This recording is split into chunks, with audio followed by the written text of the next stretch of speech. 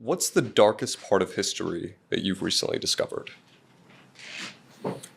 That I've recently discovered, the darkest part of history. The darkest part of history I've been diving into recently is the real history of what Western Africa was like before white people got there. And I'm speaking as a half black man, and I know I'm going to get loads of hate from this. How bad South Africa was before white people got there, and how the slave trade worked, and how the slave trade in the United States was able to bring over so many African men, my ancestors, to that continent.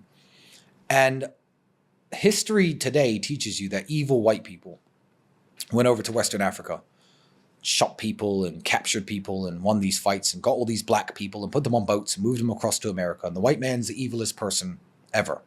And it's always been a narrative I've never been 100% comfortable with. And I'm not going to say everything I know here because I can talk on the subject now for 2 or 3 hours. But I would encourage people to look into what the slave trade really was and how it really happened and how it was so easy to do. And I'll give you a thought experiment.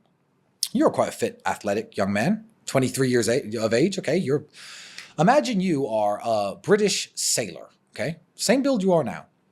You've been sailing for 3 months on this little wooden ship, eating nothing but hardtack. You got scurvy, you're sick, you're malnutrition. Okay, we put you on the coast of Africa. It's 49 degrees. Okay, you're in a thick red cotton jacket, and I give you a musket, a gun, a weapon of death.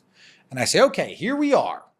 I want you and the 60 other men on this boat to go and catch 300 of these big black African dudes from 20 miles inland, but you're not allowed to shoot them. No, you have to get them on the boat without hurting them. Somehow. You think you could pull that off? Me, you, the people in this room? 0% chance. I know you're not allowed to say it because you're whiter than me. You're not mixed race. You can't say, oh, that doesn't make sense. I think I have an idea of who could pull it off. Yeah, well, exactly. All the other black people who had all these wars with each other and were waiting on the beach with all their fellow Africans saying, here, take them, give us some more guns, we'll win the next war. Easy, boom, shoot half of them, capture half of them. And the slave trade just worked like this.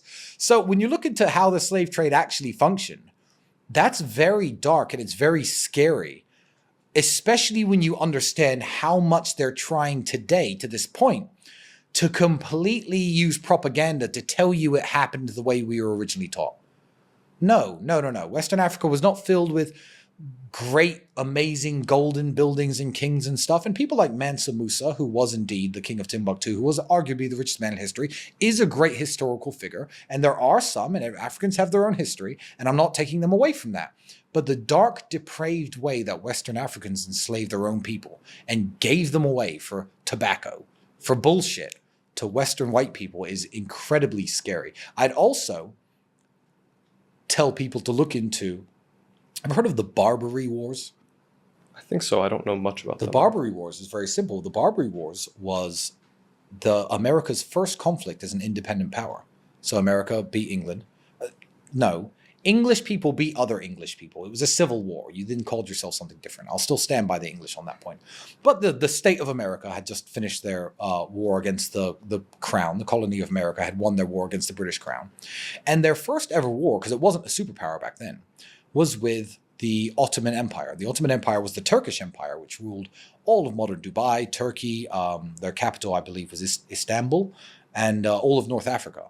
And these people had a slave trade. Do you know who they used to enslave? White people. Americans, specifically. Because if you enslaved white British people or white Spanish people, the Spanish and the British, who were very scary, who had their big navy, would come and fight with you.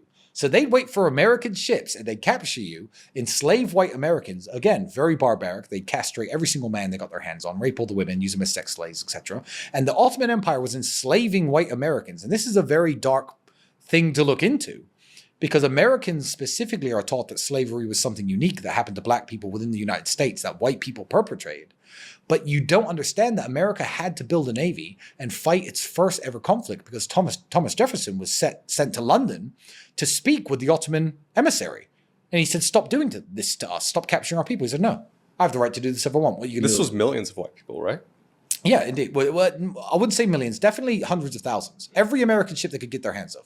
hands-on, and Chinese ships and ships that they didn't think were dangerous to them. But the Americans engaged in their first ever conflict, the Barbary conflict, the Barbary Wars. Look them up. And America had to go and put a stop to another slave trade way before they put a stop to their own slave trade. And then it was the British who outlawed slavery initially. But the Barbary Wars and the transatlantic slave trade, the more you dig into it, the sicker and more evil you see today's propaganda. People in the past were sick and evil and did all sorts of fucked up and evil things. But it's the juxtaposition with today's propaganda and what really happened that's really scary.